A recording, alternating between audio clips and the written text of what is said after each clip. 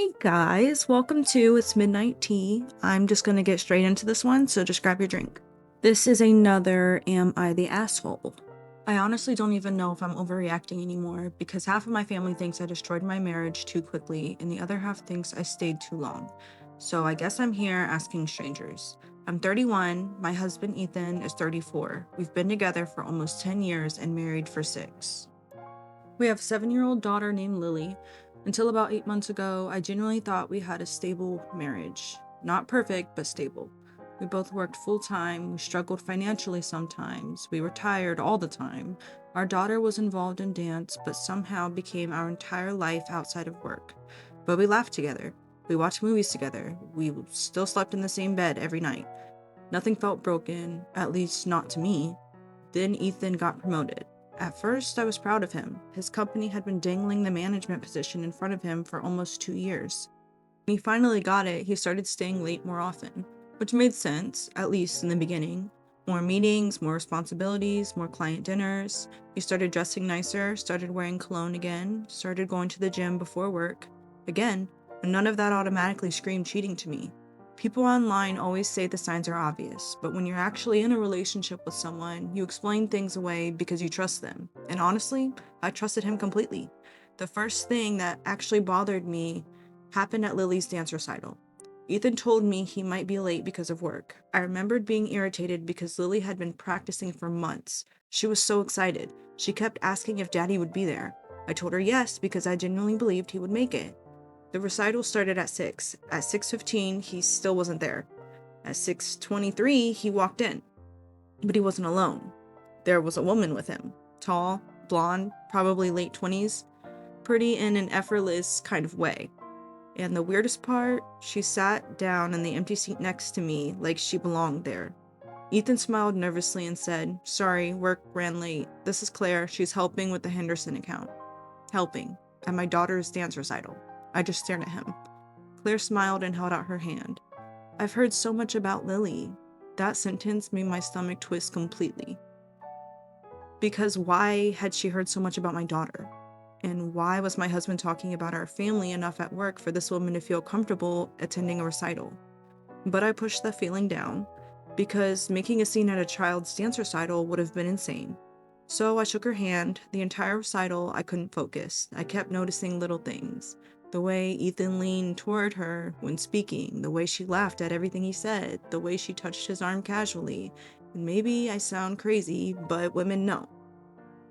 Women know when another woman is too comfortable around their husband. After the recital, Lily ran over excitedly, and Claire crouched down and hugged her, like she already knew her. That moment sat in my chest for days. When we got home, I asked Ethan why Claire came.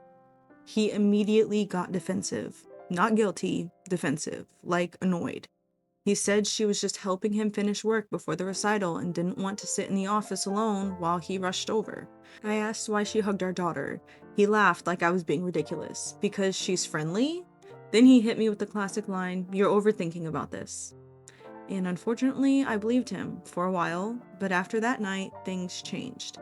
I started noticing how often Claire's name came up. Claire said this, Claire thinks that, Claire recommends this restaurant, Claire is stressed, Claire worked late, Claire likes this movie, Claire, Claire, Claire. At one point, Ethan talked about her more than he talked about me. Then came the phone behavior, and yes, I know everyone says that's the biggest sign. Suddenly his phone was always face down, always on silent, always in his pocket. He even started taking it into the bathroom. One night, I woke up around 2 in the morning and noticed he wasn't in bed. I found him downstairs, sitting in the dark kitchen, texting. The second he saw me, he flipped the phone over. I remember this exact feeling washing over me, like my body knew before my brain was willing to admit it. I asked who he was talking to. He said work stuff. At 2 in the morning, I didn't believe him. But I also didn't want to become the paranoid wife digging through phones, because if you need to investigate your spouse like a detective, isn't the relationship already damaged? A few weeks later, Lily got sick, really sick, high fever, crying all night. I texted Ethan asking him to come home early. He didn't respond for almost 2 hours. Then he finally said he was in an important meeting. I ended up taking Lily to urgent care by myself. Around 9 that night, Ethan came home, and I immediately smelled alcohol. Not just alcohol, wine. I asked how his meeting went. He looked me dead in the face and said, long. That's it. Long. Then while he was showering, his Apple Watch buzzed on the counter. I looked.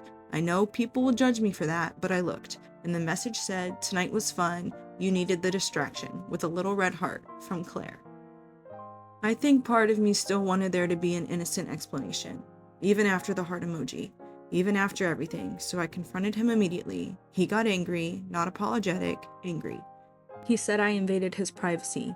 He said Claire was just being supportive because work was stressful. I asked why she needed to distract my husband with wine while our daughter was in urgent care, and for the first time in our marriage, he had absolutely nothing to say. After that, I became obsessed. Not proud of it, but it's true. When someone lies to your face repeatedly, your brain starts searching for reality elsewhere.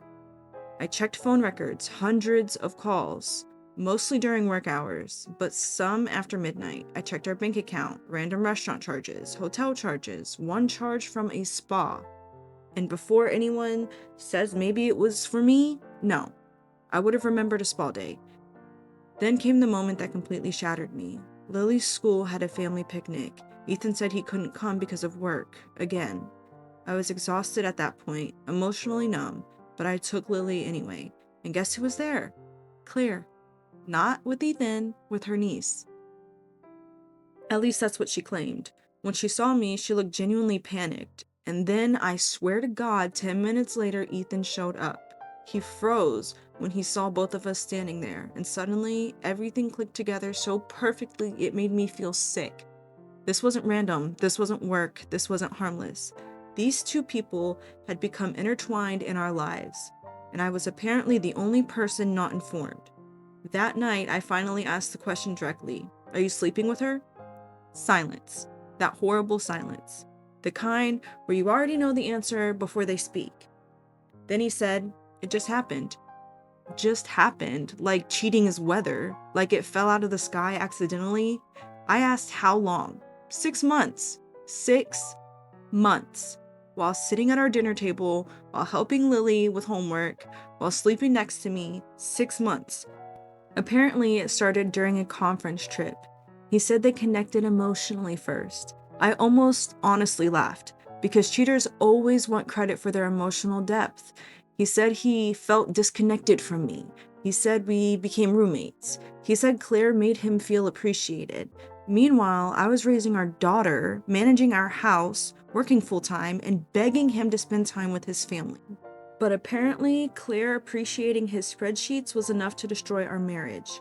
I told him to leave, and here's where my family got divided. My mother supported me immediately, my sister too. But Ethan's family? Completely different story. His mother actually told me, men make mistakes, don't throw your family away over one affair. One affair? Like it was a parking ticket? Then Ethan started crying, like genuinely sobbing, saying he loved me, saying he made the biggest mistake of his life, saying he ended things with Claire. For one horrible moment, I almost stayed, because when you build a life with someone, leaving feels impossible. You don't just lose a person, you lose routines, traditions, future plans, financial stability, the version of your life you thought was permanent. But then Lily asked me something that changed everything. She asked, why doesn't Daddy love us anymore? And that broke me, because children always know. Maybe not details, but they know when something is wrong. I filed for separation 2 weeks later, and now Ethan is furious. Apparently, Claire dumped him almost immediately after I left, so now he wants our family back. He keeps saying he made a mistake, he keeps saying he'll spend the rest of his life fixing it. Meanwhile, his family says I'm being cold and selfish for not trying therapy first. But honestly, I can't unsee any of it. I can't unsee her sitting beside me at my daughter's recital. I can't unsee the heart emoji. I can't unknow that he lied to my face for 6 months. And maybe that sounds dramatic, but I genuinely feel like the version of my husband I loved died.